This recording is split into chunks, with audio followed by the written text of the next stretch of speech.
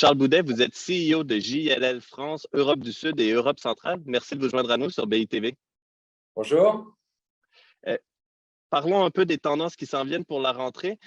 Malgré un contexte macroéconomique incertain, la demande placée tertiaire a été supérieure à la moyenne à long terme au cours du premier semestre 2022.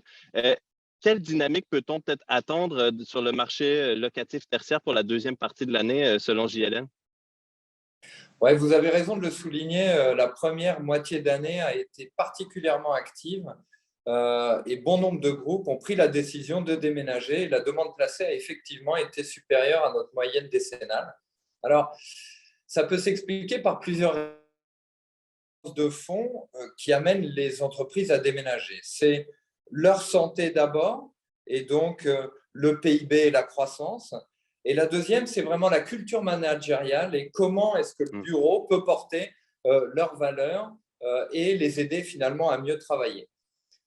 Aujourd'hui, nous avons beaucoup d'incertitudes sur le second semestre, sur le PIB, et on y reviendra peut-être plus tard, l'impact de l'inflation sur la santé des entreprises, que dans les géographies qui sont le plus retournées au bureau. Et on a une vraie différence en Europe entre les pays du Nord, États-Unis, Nordiques, Allemagne, qui en moyenne aujourd'hui ont trouvé un équilibre avec 2 jours et demi en dehors du bureau. Et les pays du Sud, la France, l'Europe du Sud, Portugal, Espagne, Italie, qui eux en moyenne sont plutôt à 1 jour et demi en dehors du bureau. Et on voit une vraie là sur la demande placée en fonction de ces deux zones, avec la partie du Sud se portant bien mieux que celle du Nord. Et fort est à parier que même si on a un ralentissement économique général, le fait que le bureau pour ces géographies-là ait pris tellement d'importance que souvent ces entreprises se trouvent dans des objets immobiliers qui ne sont pas adaptés aux nouvelles façons de travailler, de manière beaucoup plus flexible, avec plus de temps passé à la maison, avec des lieux de rencontre plus importants, que ça va souvent continuer à les amener à déménager. Donc moi, je m'attends à ce que ces marchés du Sud voient une demande placée dans les mois et semestres à venir plus résiliente encore que ceux du Nord. C'est intéressant, merci. Justement, si on parle aussi du marché de l'investissement, qui a aussi montré une certaine résilience depuis le début de l'année, l'appétit des investisseurs pour l'immobilier d'entreprise pourrait-il résister aux pressions inflationnistes puis à la remontée des taux d'intérêt observés actuellement? On a un trend fondamental qui est finalement que l'immobilier est sous-investi par les capitaux. Et je crois que ni le Covid, ni ce qui se passe aujourd'hui ne va remettre en cause le fait que nous allons voir des allocations de plus en plus importantes vers l'immobilier. Alors, il est vrai qu'on va voir cependant une différence entre le premier et le second semestre. Aujourd'hui, nous vivons des discussions et des engagements qui sont liés à des prises de décision qui étaient avant, souvent engagées avant la guerre en Ukraine et avant qu'on atteigne les niveaux d'inflation que nous avons.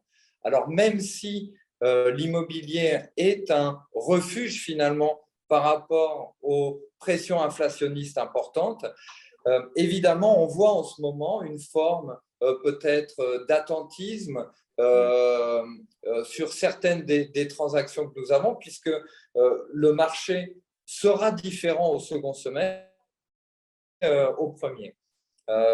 Néanmoins, nous savons par expérience, et ce n'est pas la première fois que on voit des changements de marché un petit peu structurels, que l'immobilier aime le temps long.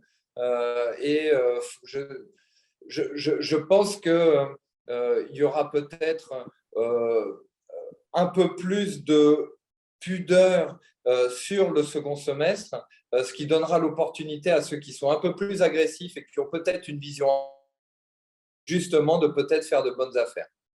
D'accord. Parce que justement, vous mentionnez un certain attentisme. Je pense si vous me permettez l'expression, il y a beaucoup d'investisseurs et d'entreprises qui naviguent à vue, que ce soit d'un point de vue locatif ou d'un point de vue investissement. Quelle tendance, d'après vous, devraient-ils garder à l'œil dans le cadre de leurs décisions immobilières? Ce qu'on voit émerger depuis ces derniers semestres, c'est évidemment la prépondérance de la thématique du développement durable. Mm.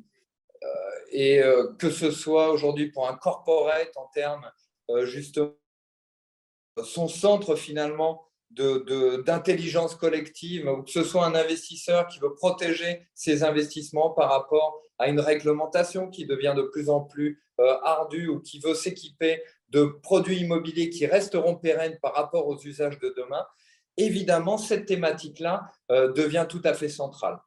Chez JLL, nous nous organisons pour accompagner l'ensemble de nos clients, investisseurs et corporates, autour de cette thématique-là, en essayant de faire infuser l'ensemble finalement des connaissances que nous avons réussi à développer au travers de nos bureaux d'ingénierie et de nos équipes AMO qui construisent des villes vertes depuis déjà plus d'une décennie, de manière à ce que tout ce savoir-faire puisse se transmettre au sein de chacun de nos 1000 collaborateurs, pour que chacun d'entre nous qui travaillons chez JLL ayant un impact positif sur chacun des mètres carrés, sur chacun des 40 millions de mètres carrés sur lesquels nous intervenons chaque année.